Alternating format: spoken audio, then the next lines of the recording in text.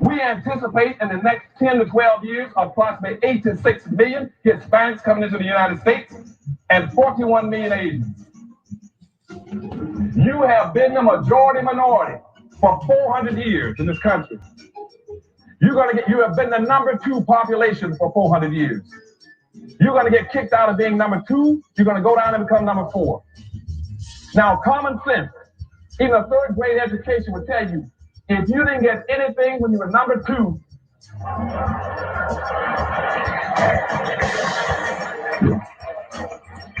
you all jumped ahead of me, but anyway, you can guess what you're going to get when you become number 4. President Biden, do you support reparations? No, I mean, since I haven't spoken on this for a chance, number one, the reason we're the country we are is because of immigration. We've been able to cherry pick the best from every single climate. The people who come here have determination, resilience. They are ready to stand up and work like the devil. We have 24 out of 100 children in our school today is Hispanic. The idea that we are going to walk away and not provide every opportunity for them is that not only stupid and immoral, but it's bad for America. They are the future of America. Such systemic racism that has plagued our nation for far, far too long. I said that over the course of the past year that the blinders have been taken off the nation, the American people. But what many Americans didn't see or had simply refused to see couldn't be ignored any longer. Those 8 minutes and 46 seconds that took George Floyd's life opened the eyes of millions of Americans and millions of people around all over the world. It was the knee on the neck of justice, and it wouldn't be forgotten. It's not white Americans' fault, but just a fact. At the very same time that America refused to give the Negro any land, through an act of Congress, our government was giving away millions of acres of land in the West and the Midwest, which meant that it was willing to undergird its white peasants from Europe with an economic floor. But not only did they give the land, they built land-grant colleges with government money to teach them how to farm. Not only that, they provided county agents to further their expertise in farming. Not only that, they provided low interest rates in order that they could mechanize their farms. Not only that, today many of these people are receiving millions of dollars in federal subsidies not to farm, and they are the very people telling the black man that he ought to lift himself by his own bootstraps. And this is what we are faced with. And this is the reality. Now, when we come to Washington in this campaign, we are coming to get our check. We are owed $104 trillion on the very low end, plus $735 billion recurring. This number does not include the cost of about 50 Black Wall Streets that were decimated, nor compound interest from 2017 when Sean D. Rochester's book, The Black Tax, was published, nor the cost of Black life, nor the cost of living increases, nor the war on drugs, nor the current day pandemic. The number I'm working with is for slavery, Jim Crow, and accrued ongoing systemic racism, oppression, and disadvantage in the country our ancestors built with their lives. Afternoon on the West Coast, good afternoon in the mountains, good afternoon in the Central, good afternoon on the East Coast. You know exactly who it is, family. Angela Nirvana, your hostess with the mostest on the Reparations Perspective, bringing you those ADOCS hot topics and making the case for reparations, making the case for weaponizing our vote and socializing our suffering. And today, family, it's another episode of As the World of ADOCS Turns, your big day wake up call. Yes, family, we're going to get into it momentarily when the music fades. giving y'all enough time to follow on in. I want to welcome you, Trey X. I want to welcome you, Brian Johnson. And for those of you who have yet to chat where you're slinging bricks for ADOCS from, welcome to the live. FBA, B1, ADOCS. Thank you so much, one and all, for joining the live. This is a very important segment. My foot is on the gas because I am holding this administration accountable for excluding the very electorate that got them elected, for seeking to weaponize immigration and LGBTQIA against the very foundational Black people who built everything that they stand on, okay? We are they.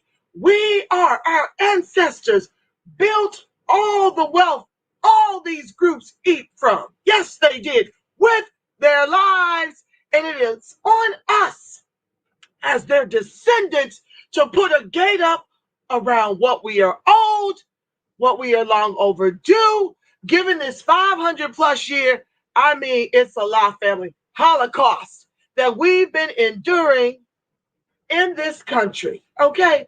Now, Trey is telling me now they're protecting the LGBTQ community when it comes to healthcare. Don't that beat all, family? Since when did protecting people based on who they sleep with become more of a priority over Black Lives Mattering?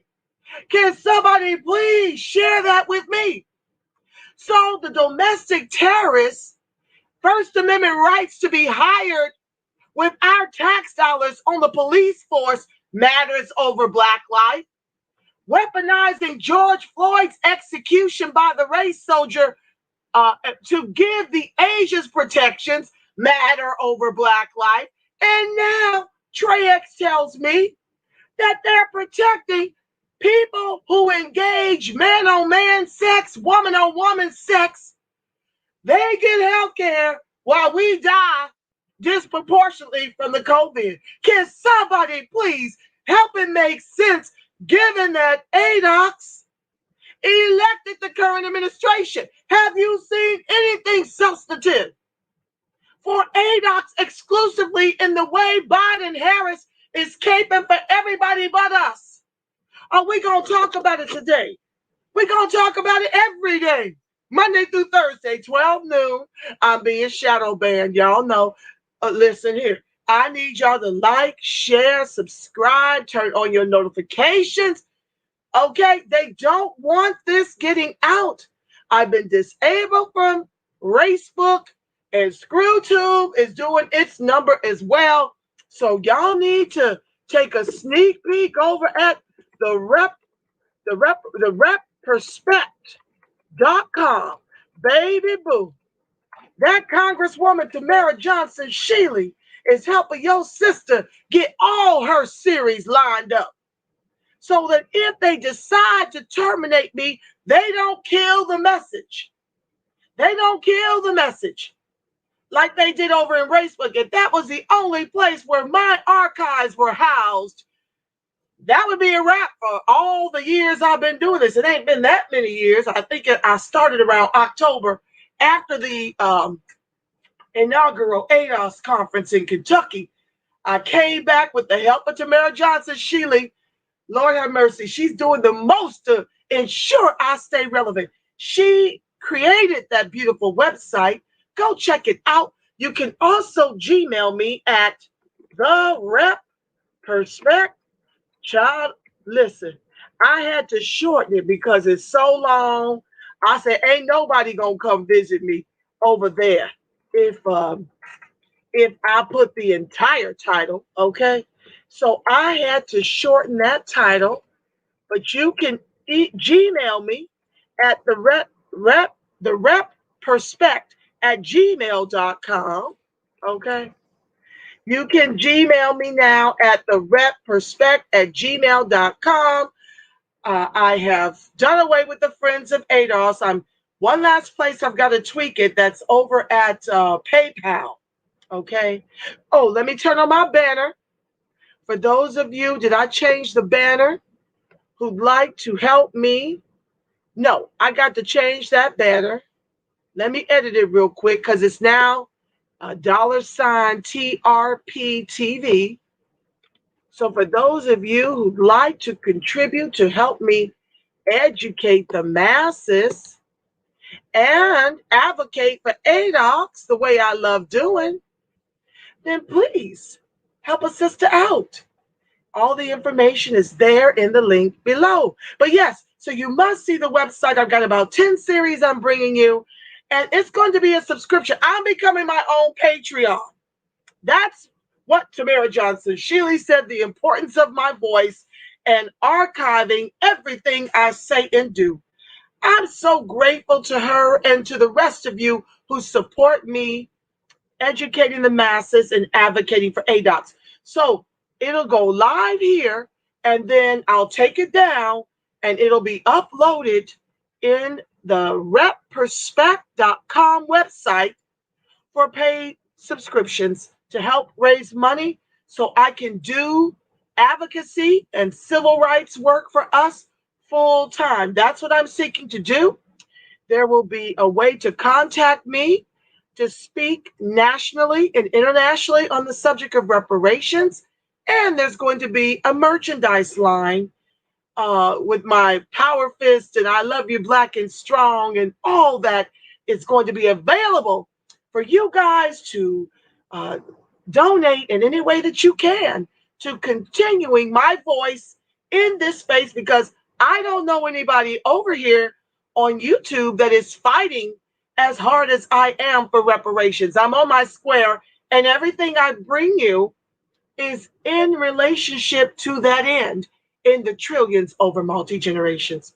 So without further ado, let me stop chattering. Oh, one last thing I want to share. My daughter, my beautiful daughter, do you see this little pendant that hangs on my neck? Shout out to Genesis, my amazing teen. She spoiled me for Mother's Day. She still has yet to clean the house. Hopefully that's on the way. But this little pendant here, you will not believe that when you hold your cell phone camera up to this little heart, you get to see I love you in 100 translations. That is happy Mother's Day. Happy belated Mother's Day to all of you. But I had to brag about my child, and I won't read her letter. But the letter, I'll just indulge you. She's going to scream. But it's so beautiful. I have to share it, family. This is what happens when we raise well-adjusted children. When you raise well-adjusted children, you don't have to repair broken men and women, okay? She says, what I love most about my mom, is it her smile, her laugh, or maybe all the good food she makes, although those things are pretty great? What makes her stand out the most is, number one, her strength. Her strength. You have been through so much and you handle every curveball life is thrown at you with such authority and dominance. You've taught me to be strong in the face of adversity. Number two, what I love about you, Mom, is that you can turn a cold, bare room into one full of smiles and laughter almost instantly. Number three, I love that you are reliable. I can count on you for anything. When you say you're going to do something, you always follow through. Number four, lastly, the very best for last, what makes you the most spectacular person in the universe is that no matter what we go through, no matter who you're with or what goes on in life, you put me first. And that is something that means the world to me. You will always be there for me, and I can't thank you enough for that. I understand, in closing, we've been through a lot and have had our share of ups and downs, but you sticking by my side shows me you care. Although this little letter doesn't even scratch the surface for how amazing you are, I hope it at least helps to summarize how I view you as a mother. And so then she gave me this beautiful rose teddy bear. I hope you can see it. For my Mother's Day. And yes, family, it is imperative that we highlight our children and the role that we have on impacting their experience here. So shout out to my daughter for spoiling me for Mother's Day. I trust that you, all the mothers out here, got the royal treatment that they well deserve. Brian says Biden selecting trans woman Rachel Levine for his cabinet as U.S. Assistant Secretary of Health was the beginning of the end. Waiting for the Stop Trans Hate campaign next. Whoo, child, the ghetto. So let's jump right into today's topics. I want to read the article that I just displayed about how the reparations bill tests Biden and Harris on racial justice. The House proposal has been introduced in every Congress for more than 3 decades and would establish a commission of experts to study direct payments to African Americans.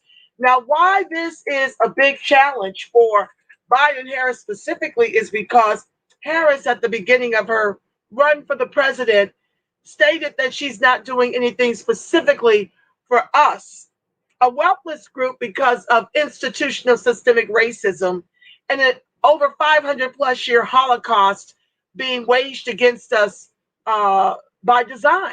Okay, so it's going to be difficult for them to, get with the program, although they pay a lot of lip service to the HR 40. Biden has the power of the executive pen to get these things done, and they're just doing this to pander for the vote. Biden has said that nothing will fundamentally change, and as we've seen him in his first, 110 days or so, he's not done anything specifically for the very electorate that got him elected. Okay, so Biden supports the idea behind the bill. We've gone through this article, but I wanted to use this to set up and transition into my next article. Okay, so reparations bill tests Biden and Harris on racial justice. Well, what's it actually going to take? So closing the racial wealth gap requires heavy progressive taxation of the wealth. And so here we have the article reads, centuries of discrimination and exploitation have left Black Americans much poorer than white Americans. Me speaking now, you know how I do. I bring up these articles and then I give you my commentary based on the data I know in between. So bear with me. Oh, I don't even have to do that part. It's here. The median white household has a net worth 10 times that of the median Black household. 10 times, family. I would venture to say more than that since COVID. This article was written on December 9th, 2020. Okay. I don't know what it's like after Q1. It could be more like 12 times. If Black households held a share of the national wealth in proportion to their share of the U.S. population, it would amount to $12.68 trillion in household wealth, rather than the actual sum of $2.54 trillion. Listen, family, that's down from $3 trillion. We have lost, what's that? $46 trillion during the pandemic. And since the last time the numbers were reported. So if Black households held a share of the national wealth in proportion to their share of the U.S. population, it would amount to $12.68 trillion in household wealth, rather than the actual sum of $2.5 trillion. We're 13% of the population and we share $2.5 trillion. The total racial wealth gap, therefore, is $10.14 trillion. That is a lie. That is a lie. Okay, the racial wealth gap might be that, but we're owed, as you heard at the top of the show, $104 trillion, which doesn't include a lot of things. If you need to know, check back to the video at the top of the video. I share a little commercial to give people time to file in.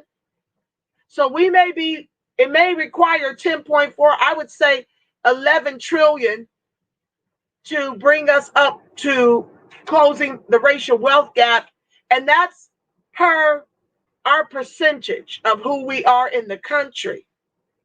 But we are owed exponentially more. And this is what I don't like about Dr. William Sandy Darity's number, how he's just simply looking to close the egregious racial wealth gap, but I'm seeking what we are owed. And then you've got some mayors who say we're owed 6.2 quadrillion, which is 151 million each. So if you want to help me fight for the number we are owed, not just simply to close the racial wealth gap, hit me up at thereperspect.com. Back to the text. There is a vital and vibrant conversation in America today about reparations programs and other expenditure-based approaches to close the racial wealth gap. These investments are a moral imperative and an urgent economic necessity. But any program to close the racial wealth gap must grapple with the reality of wealth concentration in contemporary America. The 400 richest American billionaires have more total wealth than all 10 million Black American households combined. The 400 richest American billionaires have more total wealth than all 10 million Black American households combined.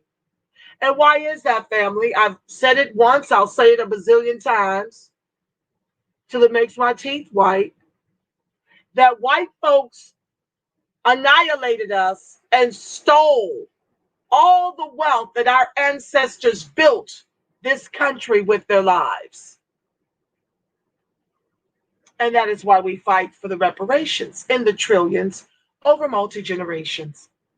Black households have about 3% of all household wealth, while the 400 wealthiest billionaires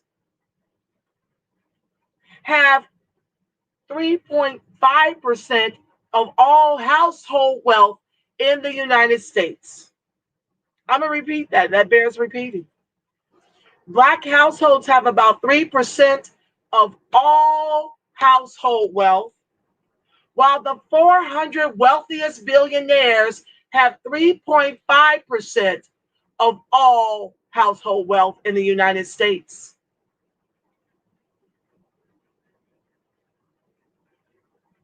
Because wealth in the United States is so highly concentrated, and because the wealthiest Americans are almost exclusively white, the racial wealth gap is also concentrated among the wealthiest families. Indeed, if the wealth gap were completely eliminated for all but the richest 10% of households, the total racial wealth gap would still be more than $8 trillion.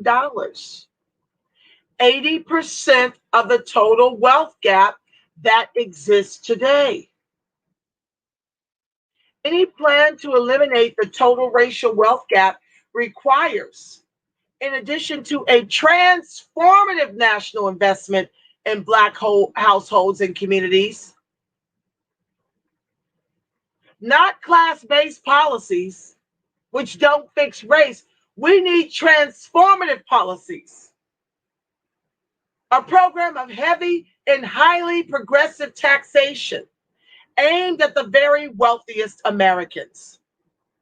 I'm going to read that again.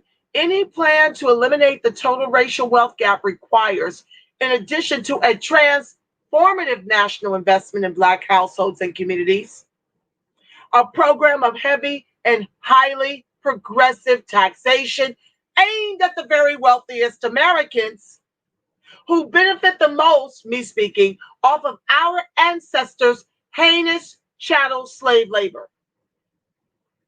A comprehensive agenda to close the racial wealth gap would likely include reforms to income and estate taxation, plus new taxes on wealth and inheritance, buttressed by a substantial investment in enforcement. You know, like how we had no enforcement around our ability to make income after we were annihilated by the race soldiers and everything was stolen. There came affirmative action. There was no buttress around it. There was no gate up to guarantee we would be the only group to benefit from the entitlement which we were owed and which came to fruition because of the fact that they annihilated and stole from our ancestors heinous chattel slave labor in this country, paid for with their lives. So we need enforcement to put up a gate because BIPOC is coming for the reparations, and AOC is trying to get reparations for her people for being held in detention centers as illegals trying to cross. They're held in detention camps. She wants reparations for that. She wants reparations for their COVID relief. The reparations movement has been fighting for economic recovery acts and COVID relief and reparations, of which the Biden administration and previous administrations have given us their ass to kiss. While Biden gives Asian protections and our anti-lynch bill can't be made into law by executive order, and he gives AAPI, Asian American Pacific Islanders, $80.5 million for their COVID relief, for their domestic violence, and for their anti-Asian racist sentiments, when 68% of their assaults are verbal. Back to the text. While these taxes would likely also raise substantial revenue, this is not their primary purpose. It needs to be. High and progressive taxation of extreme wealth is in itself a strategy for racial justice because it would directly reduce the portion of the racial wealth gap that exists at the top of the economic ladder.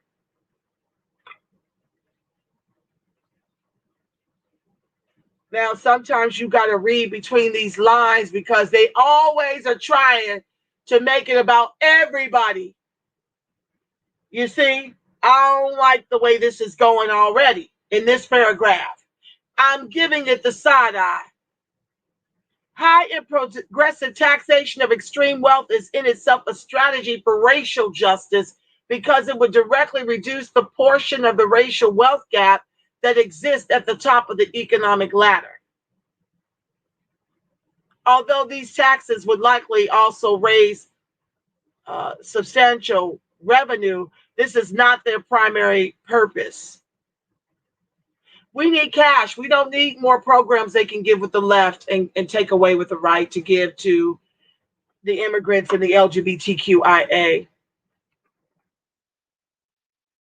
This paper begins by describing the racial wealth gap, its origins, and some of the recent spending proposals to reduce or eliminate it.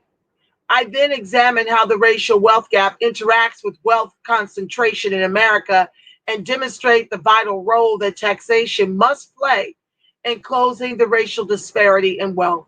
So we're going to get into it. I got about 30 minutes. What we don't complete, we'll pick up tomorrow. There is an enormous disparity between the wealth of Black and white Americans. According to the 2016 survey of consumer finances, the median white household has a net worth of $171,000, 10 times the net worth of the median Black households, $17,100. I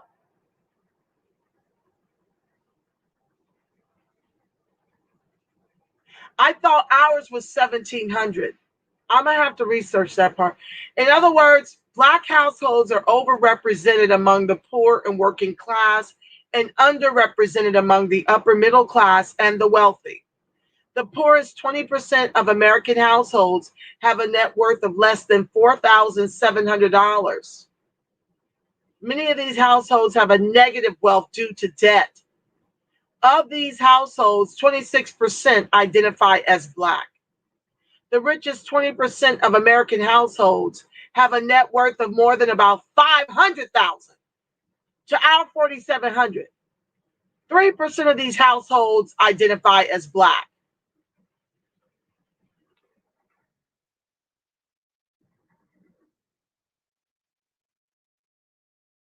Unfortunately, policymakers have often put the responsibility for fixing centuries of racial inequity back on the shoulders of Black people. Me speaking, like how they're weaponizing immigration against us to replace us in the workforce. Out here, we're 44% of the degree. Our median income is $53,500.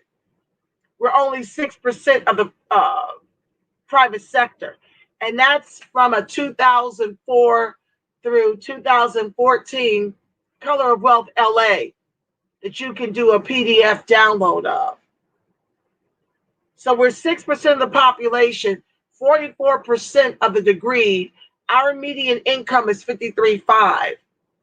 And yet when it comes to Hispanics, they're 17% degree, and their median income since 2004 to 2014 is $50,000. We're in a race for the bottom in the country our ancestors built with their lives. To give you some, to contextualize what's happening. And how California goes, so goes the nation. My comrades in the movement told me it's already happening in the South. So because affirmative action benefits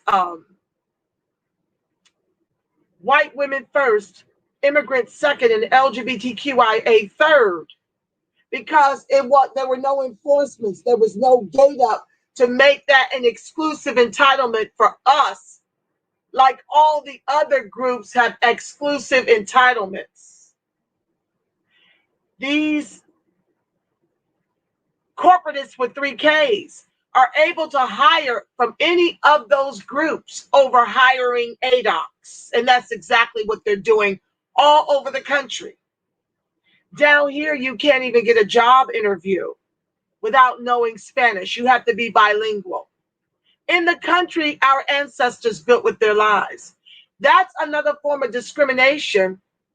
While they tell you in our fight for Prop 16 that we can't use quotas anymore because Ward Connerly, an ADOS man, undid the quota system, calling it reverse racism, as if we can afford to be racist.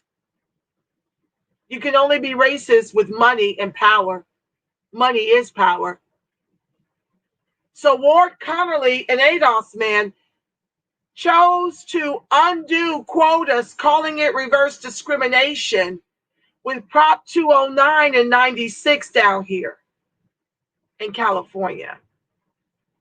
And so I was told by my comrades who are advocating for the Prop 16 that we cannot build quotas into it. And I argue, because they said we can't do quotas since 209. Okay? We can't do quotas. That's what Ward Connerly, one of our very own, dismantled down here. And our enrollment dropped exponentially in all of the UCs that used to have to be held to a quota requirement. But now affirmative action benefits everyone, and we're still on the bottom. This is why class-based policies don't fix race. Okay? And so I was told we couldn't use quotas because of Prop 209 by Ward Connerly, an ADOS man. We have no friends. And yet, they're able to say you must speak Spanish to get a job interview down here, which is another form of discrimination. They have found their way around saying no blacks allowed, because that would be blatant discrimination. Now they discriminate by saying, oh, but you must speak Spanish. And when you show up speaking it as fluently as Pedro, you don't have the complexion for the protection. You're still not going to get the job. You see how they do? These Jedi mind tricks. Back to the text. Unfortunately, policymakers have often, For decades, elected officials argued that personal choices explain racial disparities. These claims have been thoroughly debunked, as economists Trayvon Logan and Derek Hamilton have demonstrated. Quote,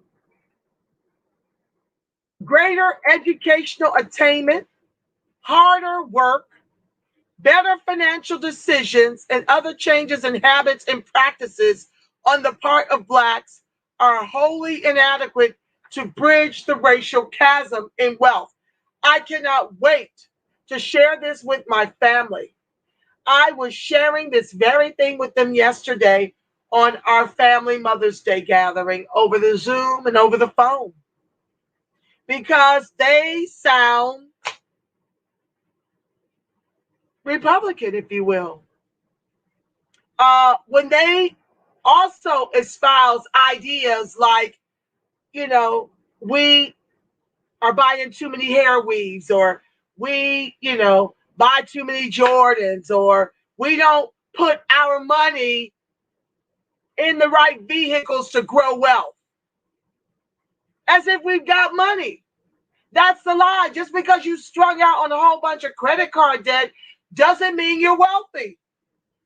Just because you have an income doesn't mean you're wealthy. Even when Black people have advanced degrees, own their home, have high-paying jobs, and engage in other behaviors associated with asset building, their wealth is typically much lower than their white peers. I told you already, me speaking. The national median income for Asians is $87,000 to white folks, $65,000 to ADOCS, $41,000, with a national median home price of $340,000. Do you see the work ahead of us, family, in teaching ADOCS that we are broke? We are the anchor of this country's capitalism. I mean, I've not even convinced my own family. Ooh, child, the ghetto. It can feel so overwhelming. Back to the text. Individual level factors are simply not the explanation for the difference in the economic fortunes of Black and white people. Instead, the racial wealth gap should be recognized as the consequence of discrimination, public and private, throughout American history and continuing to this day. Nearly 250 years of slavery were followed by a century of Jim Crow segregation and economic exploitation, reinforced by state-sanctioned violence. This is why I'm fighting for reparations in the trillions over multi-generations.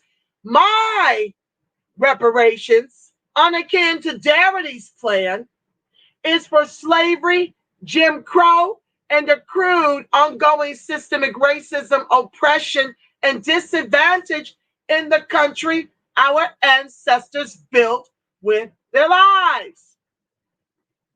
So to me, closing the racial wealth gap is a whole nother project. It should not be tethered to the reparations fight. We're going to leave 6.2 quadrillion on the table with the mere pittance that is being fought for to close the racial wealth gap, when we're owed significantly more. If it took over 500 years to drive us into the bottom of the ocean as the anchor, it's going to take at least that long to bring us out. So I don't support those numbers at all. It should not be tied to reparations. It should be called closing the racial wealth gap. It should be something totally different.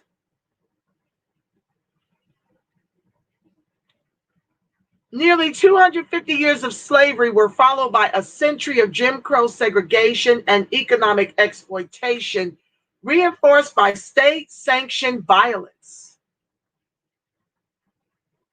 Accrued, ongoing systemic racism, oppression, and disadvantage. in the country our ancestors built with their lives. They sometimes like to speak in historical terms. We are still living it. This is our Holocaust. 500 plus years and counting. And I count 500 because that's on the low end. We were here before Columbus came, before the Mayflower. Read the book. Might be on my book club list. We were here as foundational blacks. We are the indigenous people that they slaughtered. There's a great documentary that's out on HBO. Oh, what's it called? Exterminate the Brutes, by the gentleman who did I Am Not Your Negro, the James Baldwin story. 4-part series. His claim is that there were 100 million of us that were annihilated.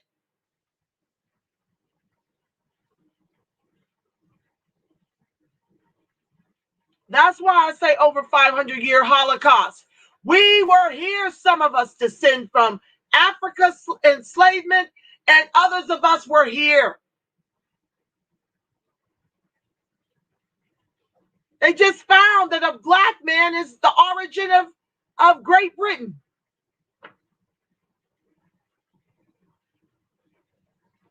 We'll do that another time.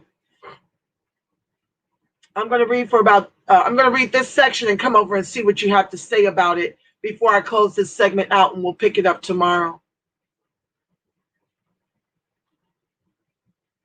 Until the later 20th century, Black people were excluded from public programs to encourage home ownership and higher education. Racial inequality persists in our contemporary putatively colorblind system. Due to discrimination, Black people receive lower valuations on their homes and earn less money compared to white people performing the same work. Biases in public investment and criminal justice leave Black communities simultaneously underserved and over-policed. And these civil rights violations also have serious economic consequences. Black people in America have been systematically stripped of the wealth they have produced. Only a transformative national agenda can address the racial wealth gap, because the disparity is a product of social racism compounded over generations. As they tell you, you're not educated enough. You're not working hard enough. You don't pull yourself up by your bootless straps hard enough. You buy too many weaves. You get your nails done too much. You buy fancy cars without buying your property first. You buy too many Jordans. You got your own people talking this nonsense because they don't know the data.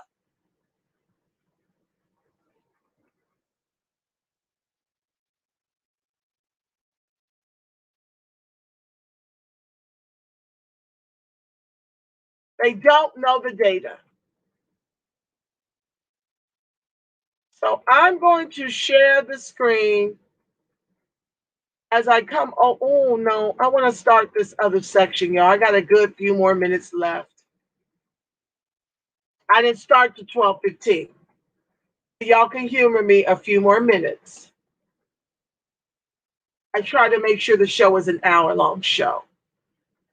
So I'll get through a portion of this. This segment seems a little bit long. Limits of historic and existing policies. Addressing the racial wealth gap.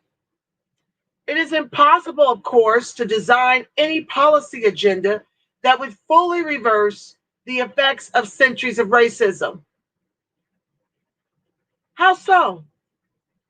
They find money for war. They find money for the pandemic. They find money to give the Indians another $30.2 billion. They found money to give the AAPI $80.5 million, when 68% of their assaults are verbal. They found trillions to align their pockets and special interest groups and lobbyists during the pandemic. We'll take it on installments. To say something, you got to chew the elephant one bite at a time. I mean, you ain't got to ingest him, the whole elephant. You can chew the elephant one bite at a time. Stop telling me what's impossible. I don't want to hear it.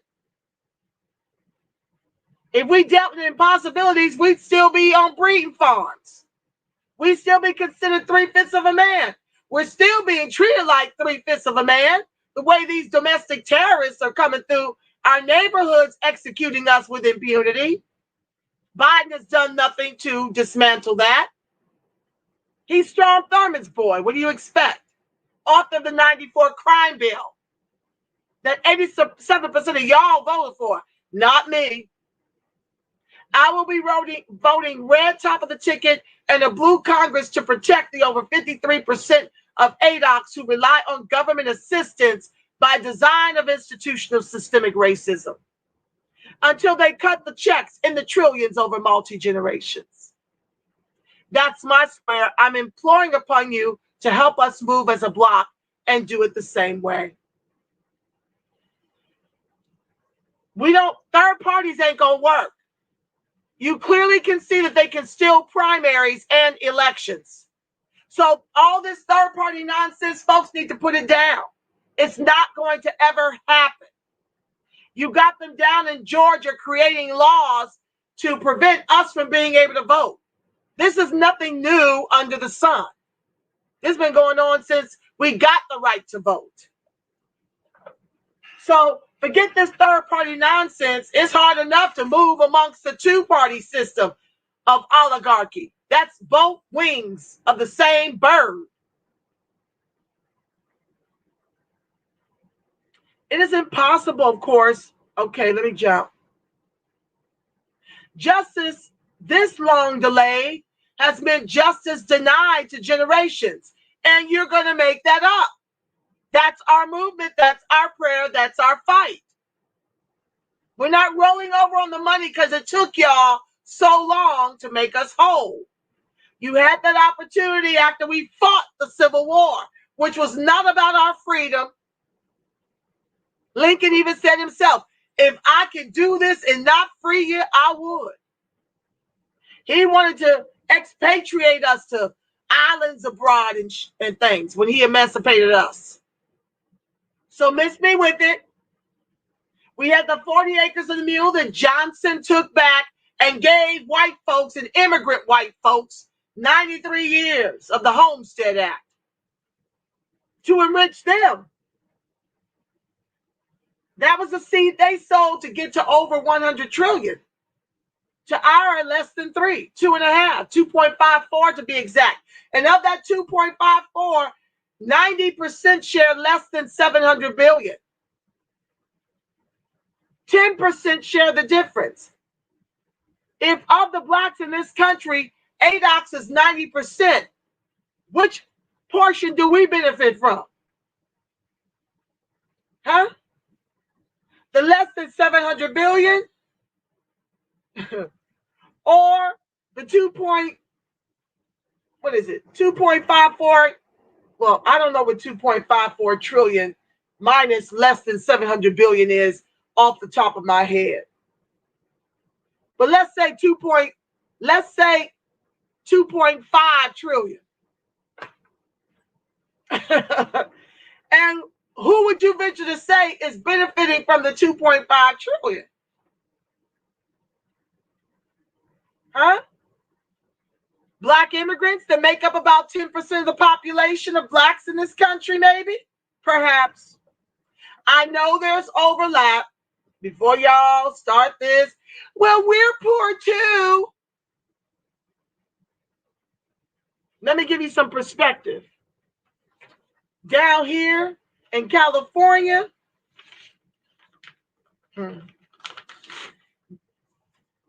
ADOCS is $200 liquid to African immigrants, $60,000 liquid.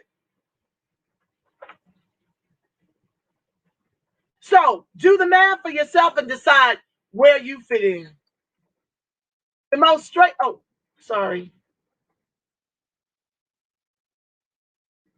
But there is a crucial and vibrant conversation occurring today that envisions what reparations would look like.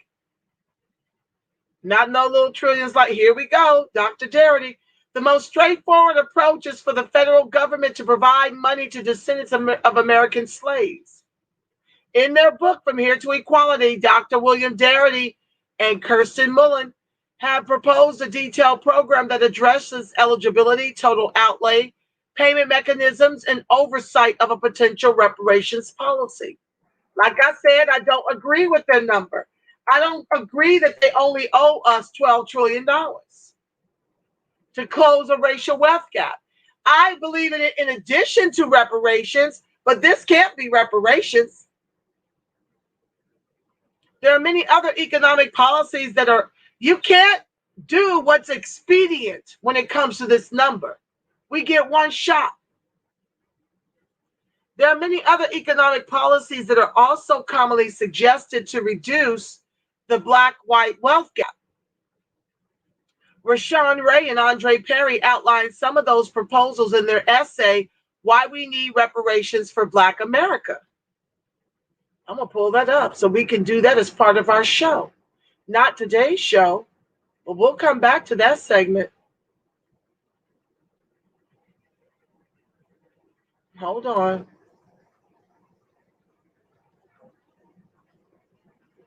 I got to bring it up again. It disappeared when I clicked on that link.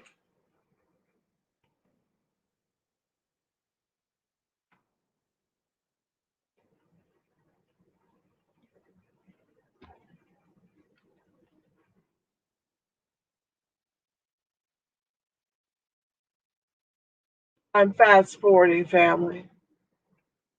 Give me a second to find my spot, because we're definitely going to make that a title. We're going to do that. This is the reparationist perspective. Everything I do is dealing with that.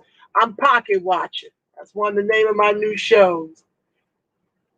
In addition to direct payments to descendants of slaves, Ray and Perry look to a variety of programs to fund college education, forgive student loans, and promote home ownership and entrepreneurship in the Black community. Isn't this what they're trying to do with class-based policies? So we're going to look at that wonderful article, Why We Need Reparations for Black America, and I'm going to dig into it. Derek Hamilton and William Darity have proposed a system of baby bonds. That sounds like Cory Booker. That would provide American children with a nest egg at birth. See, I don't like American children. That's not who I'm fighting for. We need transformative policies and the bag. We don't need something that's going to fix everybody. That still leave us at the bottom. They're fighting enough for themselves. They're not fighting this fight with us for us. That's our job. That will provide American children with a nest egg at birth. Targeting larger bonds to children of lower income families would substantially reduce the median racial wealth gap over a generation. So we're going to bookmark it right there. I'm going to come over and see what you guys have to say before I bid you adieu. Hi, Miss Lady K Love. I see you, fam. Let me scroll up and see who else. Thank you guys for joining the live. Now that's cute, the bear. I know, made out of blue roses. Miss Lady K Love says, thanks to Shanna Kim for posting because I did not get a notification. Yes, my love. Let me thank you, Shanna, my love. Know that you've got to like, share, subscribe to get the algorithms up and turn on your notifications. Know that I'm being shadow banned. They don't want me fighting for social justice, social and economic justice for ADOCS. So Racebook has already disabled me. Now ScrewTube is messing with the new black media and our notifications. Folks are writing and telling me they're not getting notified. That's how you see so few in the chat here. It's I built my own website so I can start warehousing my archives over there at the reperspect.com. I wrote it in the chat where I'm going to be able to put my materials on subscription basis. sell merchandise, and be hired to speak nationally and internationally for reparations. So check that out. The Rep Prospect is still under construction, but you can at least go over there and see the layout. It is rich. I thank Tamara Johnson-Shealy for helping me to create that website. Let me see what else you have to say about it before I close us out. Did you hear about Tim Clyburn stating he's willing to compromise on qualified immunity for a police reform bill? Oh! Thank you, Brian. I'll pull that article up and have it for tonight's segment of our anti-Black racism segment at 6 p.m. Pacific Standard Time. Unfreaking believable. In Georgia, too, it's heavy bilingual. Yes, Miss Lady K Love is talking about how in Georgia, the immigrants are taking over. This is Biden Harris's plan to finish us off economically and to neutralize our vote. They don't want to have to need our vote now that we're waking up to the respectability and identity politics. They saw what happened to Kamala when she ran her race and was fourth in California. They saw it. Oh, yeah. We weren't voting for her. They had to walk her in the back door the same way they did Biden. Brian says the same in New York. A lot of the jobs either require or strongly prefer someone bilingual. The jobs here go primarily to whites and Hispanics and Asians down here, Brian. Whites, Hispanics, Asians. We have no social capital at those tables hiring us. You see how they keep us fighting on all these different fronts? That's why I'm about cutting a check, $151 million per ADOCS, then kiss our Acrobaca, our soda cracker, while we go off to educate ourselves. We can pay for the HBCU education that don't have enough endowments akin to the white universities. We can pay for them then. Once you cut us those checks, we don't need government. Y'all created this system to make us codependent so you could keep us enslaved. And now we're trying to get free. Y'all want to shadow ban me. Ain't that about a blip? But I'm here. I'm on my square. It's up to y'all to make it go viral. But I'm here doing my part. Brian says, isn't it funny how our own will subscribe to white supremacist talking points, knowing they too are close family, are getting wiped off the monopoly board? I'm telling you, it's benign neglect, Brian, all the way around, through and through. The lies.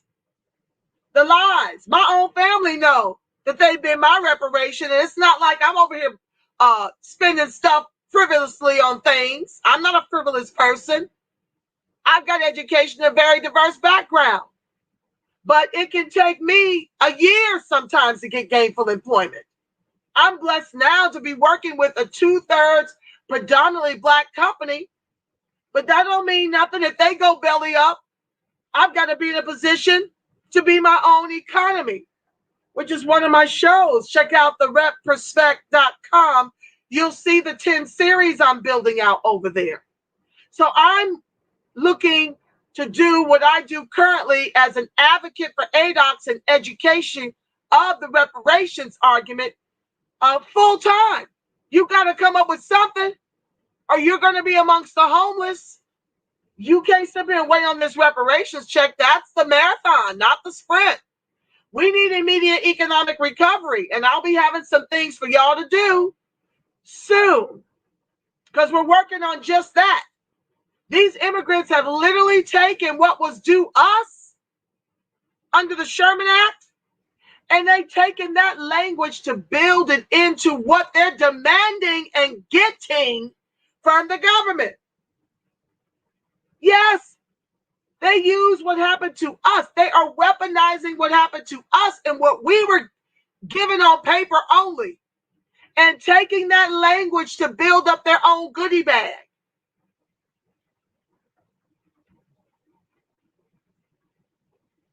Isn't it funny how our own will, okay, I did that part. I put the Clyburn link above. Crazy. Thank you so much, Brian. I need to copy and paste it right now to prepare for tonight's show. Oh, I don't see it. Brian, would you mind very much? You and Trex and Lady K and Shanna, all of you that are my regulars, could you please get into the habit of emailing me, Trex, the puckery as it happens real time. Brian, you guys email me at the repperspect@gmail. Brian, especially this Clyburn piece. Who the hell would give up qualified immunity? That gives these race soldiers. How about be about not just police reform? You need to wipe it all away. Wash, rinse, and get all of it up out of there. The domestic terrorists are being hired. It makes no difference about reforms if you're not going to dismantle qualified immunity to hold them accountable for executing us. What in Sam's hell is Clyburn talking about? This is why we've got the equity advocates back to get rid of this nonsense in office. Brian, if you would be so kind to Gmail it to me so I can get us out of here. Thank you guys for tuning in. Remember, I'm back again for your Ida B. Wells 2.0 series presents Anti-Black Racism in all forms, but I'm definitely dealing with the executions. It's not graphic. I don't show videos. It's too traumatic for me and for you.